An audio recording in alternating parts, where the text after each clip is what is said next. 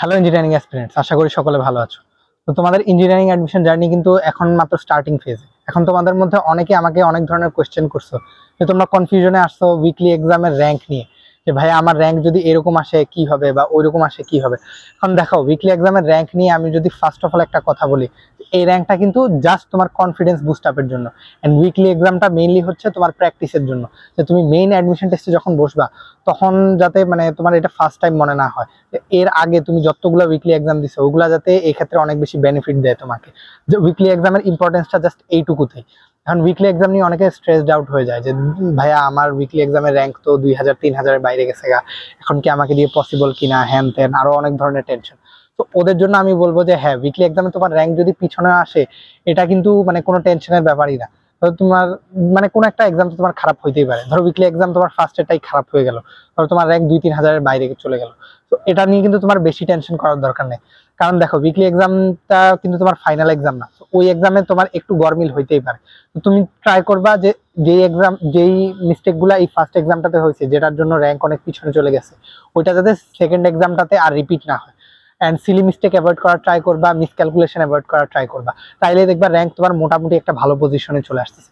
এখন এক্ষেত্রে দুইটা কোয়েশ্চেন আসে যে ভাই আমার র্যাঙ্ক যদি কনসিস্টেন্টলি পিছনে আসে বা কনসিস্টেন্টলি সামনে থাকে, তাহলে কি আমি মানে অ্যাডমিশন টেস্টেও পিছনেই র্যাঙ্ক করব বা সামনে র্যাঙ্ক করব কিনা। দেখো এটারও কিন্তু কোনো সার্টেনটি নাই। তোমার অ্যাডমিশন টেস্টে তোমার মেইন এক্সামের হল থেকে বের হওয়ার আগ পর্যন্ত কিন্তু তোমার সবকিছুই আনসার্টেন। এর আগ পর্যন্ত তুমি কি করতে পারবা? জাস্ট তোমার সর্বোচ্চ চেষ্টাটুকু করতে পারবা আর ভাগ্যের উপর বিশ্বাস রাখতে পারবা, জাস্ট এইটুকুই। এর আগে তুমি নিজের সর্বোচ্চ চেষ্টাটা করবা যে তোমার কোনো ক্ষেত্রে ঘাটতি না থাকে, যে তুমি কোনো একটা বিষয়ে গাফিলতি না করো, মানে কোনো ক্ষেত্রে ফাঁকিবাজি না করো। পড়াটা যখনের পড়া তখনই কমপ্লিট করো, and time to time class exam এগুলো অ্যাটেন্ড করতে থাকো। অ্যান্ড উইকলি এক্সামের ক্ষেত্রে যদি বলি যে তোমার ধরো র্যাঙ্ক পিছনে আসছে, এক্ষেত্রে কিন্তু তোমরা কোনোভাবেই টেনশন নিবা না যে আমার র্যাঙ্ক বারবার পিছনে আসতেছে তাই ডিপ্রেশনে চলে যাওয়া। অনেকে এই জিনিসটা কিন্তু একদমই করা যাবে না, কারণ উইকলি এক্সামটা আসলে এত বেশি ম্যাটার করবে না। উইকলি এক্সামের সবচেয়ে বেশি ইম্পর্টেন্স হচ্ছে তোমার প্র্যাকটিসটা হচ্ছে কিনা, অ্যান্ড উইকলি এক্সামের যতটুকু সিলেবাস আছে সেটা তোমার পুরোপুরি ক্লিয়ার হচ্ছে কিনা। অ্যান্ড উইকলি এক্সামের ইম্পর্টেন্সটা কিন্তু এটাই যে যতটুকু সিলেবাস থাকে ওইটা যে তুমি বারবার রিভাইজ দাও। কারণ দেখো একটা এক্সাম দেওয়ার আগে কিন্তু তুমি ওই সিলেবাসটা তোমার একদম 100% ক্লিয়ার থাকা দরকার। কারণ কোনোভাবে যদি ক্লিয়ার না থাকে, এরপর ধরো তুমি এক্সাম দিলা অ্যান্ড তোমার মার্কস মোটামুটি ভালো আসলো না, তাহলে কিন্তু তোমার টেনশনের এত বেশি কারণ নেই, কারণ তুমি তো জানোই তোমার সিলেবাস 100% ক্লিয়ার ছিল না। বাট তুমি যদি দেখো যে তোমার সিলেবাস একদম 100% ক্লিয়ার ছিল ওইটুকু এক্সামের জন্য, বাট তবুও তোমার রেজাল্ট আশানুরূপ হয় নাই, তাহলে মানে কিছুটা একটু মানে চিন্তা করার বিষয়।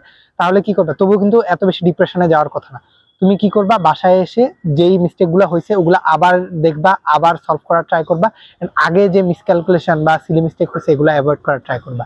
এন্ড তোমার দেখবা যে এরকম প্রসেস যদি তুমি থাকো, তাহলে যদি দেখো যে তোমার উইকলি এক্সাম, মান্থলি বা ডেইলি এক্সামে র্যাঙ্ক একটা মানে এভারেজে সিমিলার টাইপেরই থাকতেছে, দেখবা যে অ্যাডমিশন টেস্টেও কিন্তু তোমার ওই র্যাঙ্কটা ওই টাইপেরই ধারে কাছে আসতেছে।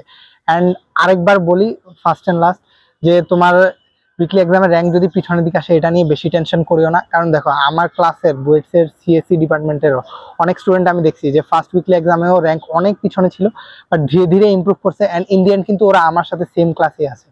সো র্যাঙ্ক নিয়ে একদমই মাথা ঘামাবা না, এই জিনিসটা হচ্ছে জাস্ট তোমাদের প্র্যাকটিস এন্ড কনফিডেন্স বুস্ট আপের জন্য। সো সকলকে বেস্ট অফ লাক, আবার দেখা হবে।